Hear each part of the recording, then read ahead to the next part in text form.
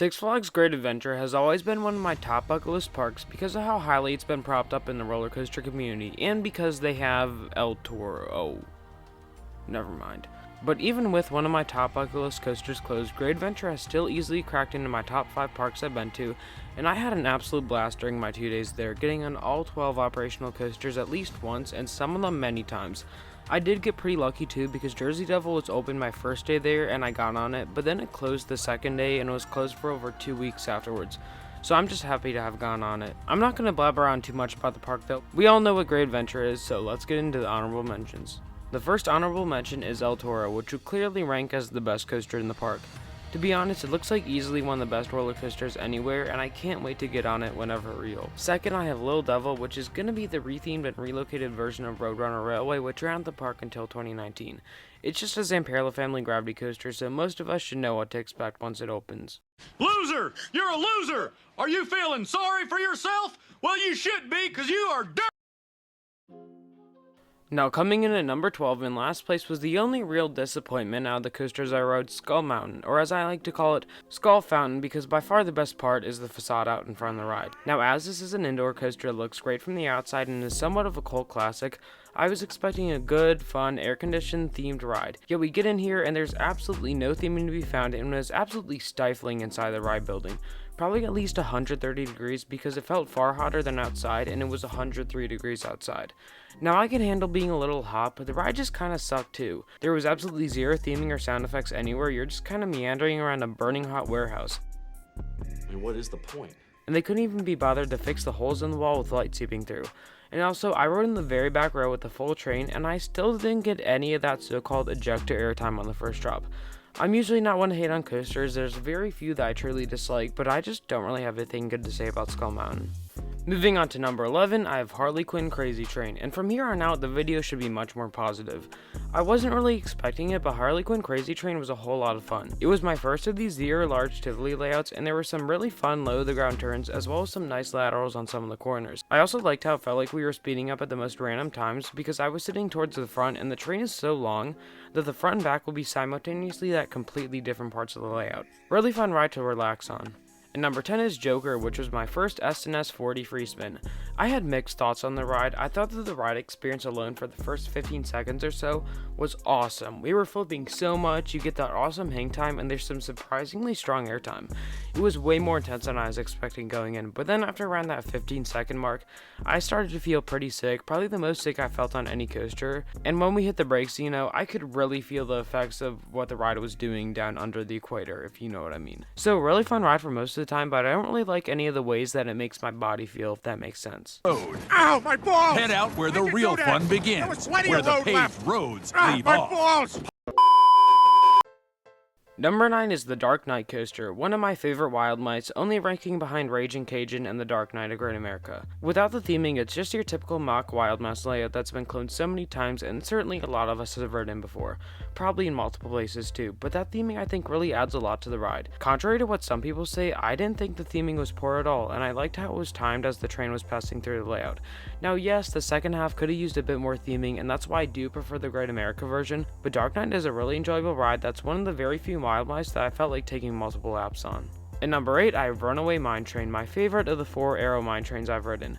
Now be warned that this is a pretty bumpy ride, and at points the way the track is shaped will make you wonder whether ride designer Ron Toomer's last name was a reference to an eye condition he was suffering from, but despite that, Runaway Mine Train is still able to provide a fun ride because of the awesome setting on the creek near El Toro, and because the hills in the second half provide some pretty solid airtime in the back of the train. That last hill, even because of the profiling, gives this random pop of ejector that's totally unexpected. Moving on, at number 7, I have the first of 4 B&M loopers in their unnecessarily large collection of them, Superman Ultimate Flight. Now, Superman Ultimate Flight is one of those rides that I would put on my list of overrated roller coasters, but still a pretty good ride. One of my favorite elements of all time is that pretzel loop, which is mind-numbingly intense in the back row. It seriously makes me wonder how intense the Tatsu pretzel loop is because everyone says that one's so much better. However, aside from that one element, I find that Superman Ultimate Flight doesn't really offer anything else. You're just meandering around a bunch of slow, drawn-out turns that to some people might be really fun because of the flying sensation, but as someone who's used to that with bowing in my home park, it's just kind of a bit boring to me. One ride was good for me on Superman Ultimate Flight, but I still enjoyed that one ride because of the pretzel loop. And number 6, we have the B&M Looper right next door, Green Lantern. This is my first stand-up coaster, and I thought it was pretty awesome. I made sure to position the restraint so that the bike seat sort of thing wasn't affecting anything down there, and thus had no issues in that department. Green Lantern's layout is nearly identical to that of Rougarou, so if you've ridden Rougarou, you know what to expect. Lots of back-to-back inversions in the first half, then a bit more of a twister layout in the second half, and an intense ride. I would even say that Green Lantern is a little bit more intense than Rougarou because of that stand-up position. I do still prefer Rougarou though, because Green Lantern had a bit of headbanging, but it wasn't anything unmanageable. Moving to number 5 is, you'd never guess, another B&M Looper, Bizarro. Bizarro didn't really do anything crazy in terms of force. I wouldn't consider it an intense ride, but instead just put together all the variables that create a really fun and enjoyable roller coaster. I found it to be a very smooth ride, and all the inversions were great, even if they are cookie cutter. The zero G roll is my favorite because I found it to provide some nice airtime in the back of the train. I also appreciated the effects that were added and working, including some fire, mist, and sound effects. There are also some structures added in the second half that created some cool near misses. Overall, not a coaster that's going to completely wow you, but it's still a great ride to have nonetheless. Number 4 is Batman the Ride, one of the cookie cutter Batman clones that you can find dotted throughout the world. You know what, I'm perfectly fine with these rides being everywhere. They're some of the most intense, fast-paced coasters that I've ridden, and that's exactly what I look for in a good B&M invert. And also, of the 6 B&M inverts I've ridden, Batman is the smoothest, even smoother than Great Bear. I couldn't feel any vibration or shake anywhere in the layout from drop to brakes. It's hard for me to pick my favorite part of the ride because it's all awesome. I love the unbelievably intense loops, especially the first one.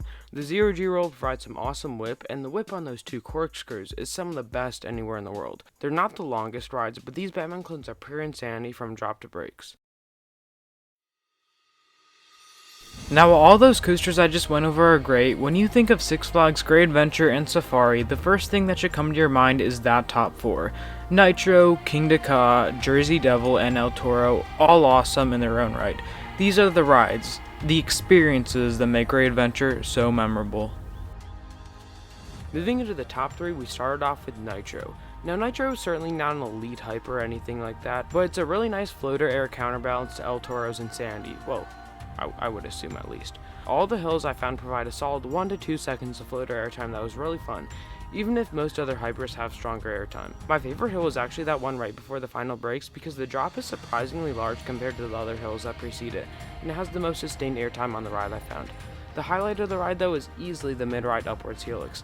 You have quite a bit of speed going into this, so you're just pummeled with positive G's. I'm not one who grades out on a lot of coasters, but I grade out on this moment every single ride, and twice I almost blacked out. That's the only part of Nitro that really sticks out as great, but there's just a lot of pretty good elements packed together to create such a great ride. Now at number 2 is one of the most controversial coasters in the park, Jersey Devil. I fall somewhere in the middle of that argument. I definitely don't think that's meh or anything, but I wouldn't call it tippy top of the line elite. The first half of the layout though is absolutely phenomenal. The drop gives some awesome airtime and whip, and the dive loop is quite intense. The first camelback gives some amazing sustained ejector, and the stall is so whippy going in and out. In the first turnaround, at least in the front of the train, gives arguably better airtime than the first airtime hill. However, after that, the ride just kinda goes downhill a bit. The first half is elite, but then the second I would just classify as good. You have a number of enjoyable elements and decent airtime moments to finish out the ride, but it's not quite what you'd like out of an RMC Raptor.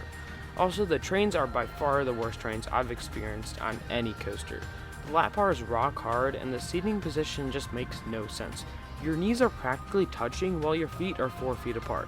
I don't understand what the actual hell RMC thought they were doing when they designed the seating position, because the human body doesn't work like that. But you only have to endure it for around 2 minutes, so I could tolerate it, and that incredible first half puts us by number 2 in the park, number 3 when El Toro reopens. And coming in at number 1, the ride that gives a big middle finger to the idea that stats mean nothing, King Ka. Now yes, you can have a ride with mediocre stats, that's one of the best coasters in the world, case in point Maverick. However, I do think that stats add a bit to a ride, as seen by King Ka. Where else in the world can you sit there traveling 128 miles per hour with absolutely nothing in front of you but the wind in your face, and then in 5 seconds find yourself staring at the ground from 456 feet in the air? It's absolutely surreal. That launch is probably the most powerful launch I've experienced on any coaster, beating out Storm Runner, Top Thrill Dragster, and Max Force. And beyond that, King Ka's intensity is matched by very few coasters. I mean, what is there to say? It's a very simple layout: launch, top hat, airtime hill, which does give some nice floater I found, and then brakes. King Ka is like absolutely nothing else. Scratch that. Absolutely nothing else when you forget that top throw dragster exists, which I do slightly prefer, but it's extremely close. King to Ka is out of this world, nothing more to say. So that's about gonna wrap this video up. El Toro, please open. I need you. Well, anyways, if you enjoyed the video, please feel free to drop a like. That's the best way to show that you're enjoying the content. And maybe consider subscribing, as we are closing in on 2,000 subscribers. With that said, leave any suggestions, thoughts, or video ideas down.